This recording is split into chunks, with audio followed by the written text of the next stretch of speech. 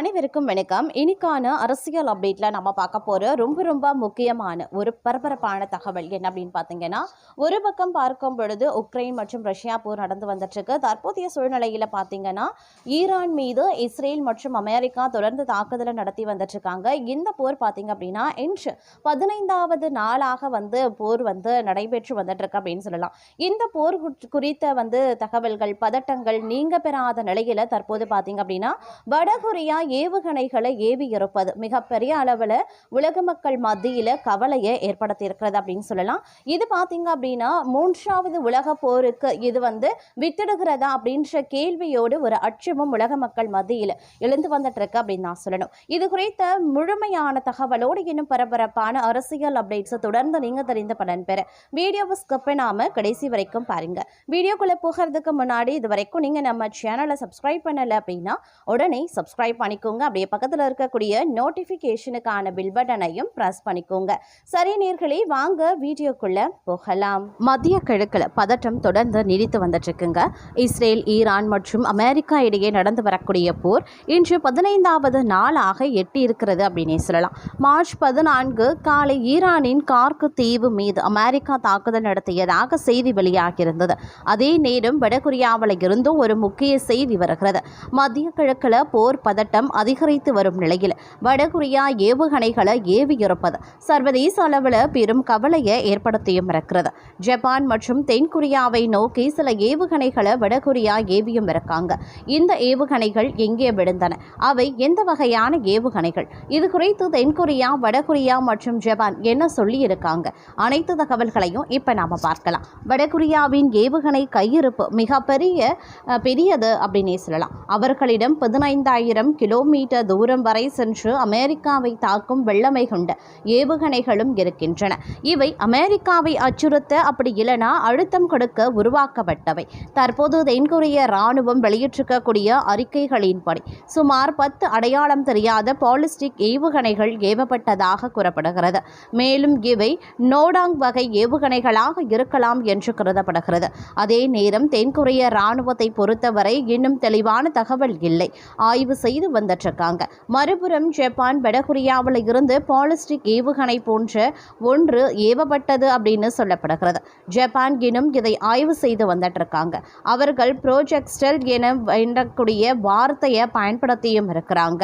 வான்வெளி தாக்குதலின் போது காற்றில் பயணிக்கும் எந்த ஒரு பொருளையும் குறிக்க இந்த வார்த்தை பயன்படுத்தப்படும்.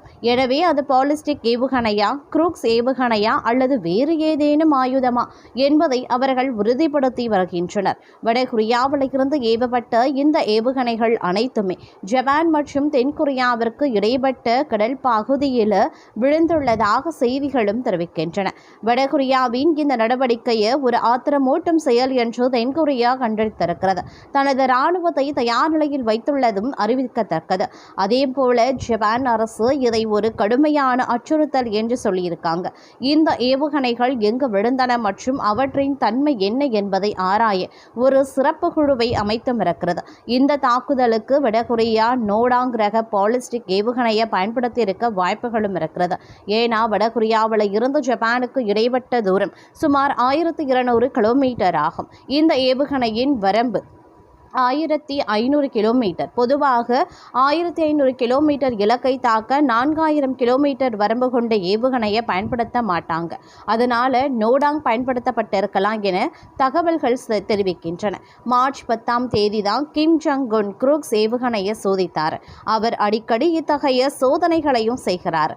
இது உலகிற்கு அழுத்தம் கொடுக்கும் ஒரு முயற்சியாகவும் ஈரானுக்கு செய்தது போல எங்களை ஒடுக்க முடியாது என்று அமெரிக்காவிற்கு காட்டும் ஒரு செயலாகவும் இருக்கலாம்.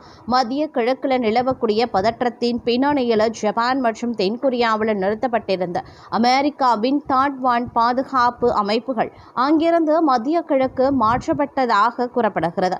இது 1000 கிலோமீட்டர் வரம்பு கொண்ட மிகவும் மேம்பட்ட பாதுகாப்பு அமைப்பு. இது தென்கொரியா மற்றும் ஜப்பான்ல ரகசிய இடங்களில் நிறுத்தப்பட்டிருந்தது. ஈரானின் ட்ரோன் தாக்குதல்களை தடுக்க தாட் தேவையில்லை என்றாலும் பாலிஸ்டிக் ஏவுகணைகளை தடுக்க இது மிக முக்கிய முக்கியமானது. இந்த அமைப்புகள் மாற்றப்பட்ட பிறகு இந்த வாய்ப்பை பயன்படுத்தி தனது வலிமையை காட்ட தங்கள் ஏவுகணைகளை அவர்களால் கண்டறிய முடிகிறதா என்பதை வடகொரியா சோதித்து பார்க்கக்கூடும் எனவும் கூறப்படுகிறது. ட்ரம்ப் தனது முந்தைய பதவி காலத்தில் கிம் ஜங் உன்னுடன் பேசினார். மீண்டும் பேச்சுவார்த்தை நடக்கும் என எதிர்பார்க்கப்பட்ட நிலையில் இந்த ஏவுகணை தாக்குதல்கள் அந்த உறவை பாதிக்குமா என்ற கேள்வியும் எழுந்திருக்கிறது. அதே நேரம் இது ஒரு திட்டமிட்ட செயலா அல்லது பயிற்சியின் ஒரு பகுதியா என்பது போக போகத்தான் தெரியும். வடகொரியாவில் எந்த ஒரு ஏவுகணை சோதனையையும் அதன் தலைவரின் நேரடி பார்வையின்றி நடக்காது. இதுவரை வடகொரியா தரப்பில் இருந்த அதிகாரப்பூர்வ அறிக்கை எதுவுமே வரல. ஜப்பான் இது குறித்து விசாரிக்க ஒரு குழுவை அமைத்திருந்தாங்க. மத்திய கிழக்கு பதற்றங்களுக்கு இடையே வடகொரியாவும் இதில் இணைந்ததால் இந்த மோதல் எந்த திசையில் செல்லும் என்பதை காலம்தான் சொல்ல வேண்டும் அப்படின்னே கூட சொல்லலாங்க. அது மட்டும் இல்லாமல் தற்போது ஆப்கானிஸ்தான் கந்தாகர் மாகாணத்தில் இருக்கக்கூடிய தாலிபான் இராணுவ தளங்களை குறிவைத்து பாகிஸ்தான் விமானப்படை நடத்திய குண்டுவீச்சால் இரு நாடுகளுக்கும் இடையே போர் பதட்டமும் அதிகரிக்க தொடங்கியிருக்கிறது அப்படின்னு நாங்கள் சொல்லணும். இந்த நிலையில் பார்த்திங்க அப்படின்னா நாளுக்கு நாள் பார்த்திங்கன்னா போர் குறித்த தகவல்கள் வெளியாகிறதோடு மட்டும் இல்லாமல் போர் குறித்தான தீவிரமும் சற்று அதிகரிக்க தொடங்கியிருக்கிறது அப்படின்னு நான் சொல்லணும். ஈரான் இஸ்ரேல் இடையிலான போர் 2 வாரங்களை கடந்து நீடித்து வந்துட்டு இருக்கிறது. இதுல மத்திய கிழக்கு பகுதியில் இருக்கக்கூடிய அமெரிக்க ராணுவ தளங்கள் மீது ஈரானின் IRGC கடற்படை கடுமையான ஏவுகணை மற்றும் ட்ரோன் தாக்குதலை நிகழ்த்தி இருக்காங்க. மற்றொரு பக்கம் பஹ்ரைனில் இருக்கக்கூடிய அமெரிக்க தளங்களை ஈரான் குறிவைத்து தாக்குதல் நடத்தி இருக்கிறது. ஈராக்ல இருக்கக்கூடிய காசா துறைமுகம் அருகே அமெரிக்க டேங்கர் கப்பலான ஜபேசியா ஆளில்லா விமானத்தால் தாக்கப்பட்டிருந்தது. அது மட்டுமின்றி இஸ்ரேலின் ஈலில்லா ஈரானிய ஏவுகணை தாக்குதல் நடத்தியும் இருக்காங்க. இஸ்ரேலின் டெல் அவிவ் இதற்கு முன் கண்டிராத அளவிலான தாக்குதல்களுக்கு உள்ளாகியுள்ளதாக ஈரான் தரப்பு தெரிவித்திருக்கிறது. அதே நேரத்தில் ஈரானின் மிக முக்கியமான எண்ணெய் ஏற்றுமதி மையமான கார்க் தீவில் அமெரிக்கா கடும் தாக்குதல்களையும் நடத்தியிருக்கிறது.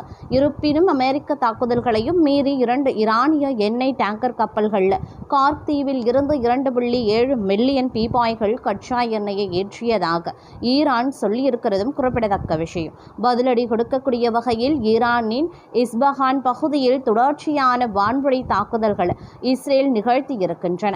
ஈரான் ஹர்முஸ் நீரிணையில் தாக்குதல்களை அதிகரித்து வருவதால் அமெரிக்க மத்திய கிழக்கிற்கு தனது 2500 யூனிட் கடற்படையினரை அனுப்ப போர் செயலாளர் பீட் ஒப்புதல் அளித்திருக்கார். ஈராக்கின் தலைநகர் பாக்தாக்கில் இருக்கக்கூடிய அமெரிக்க தூதரகத்தின் மீது ஈரான் ஏவுகணை தாக்குதல் நிகழ்த்தி இருக்கிறது.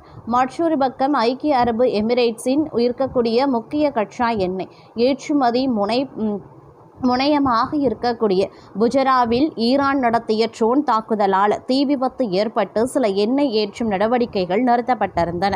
ஆனால் இடைமறைக்கப்பட்ட ஈரானிய ஏவுகணையின் குப்பைகளால் பெரிய அளவிலான புகை வெளியேறுவதாக புஜராவினுடைய ஊடக அலுவலகம் தெரிவித்திருக்கிறாங்க. துபாயில் இருக்கக்கூடிய சிட்டி வங்கி கிளையை ஈரான் ட்ரோன்களால் தாக்கியது.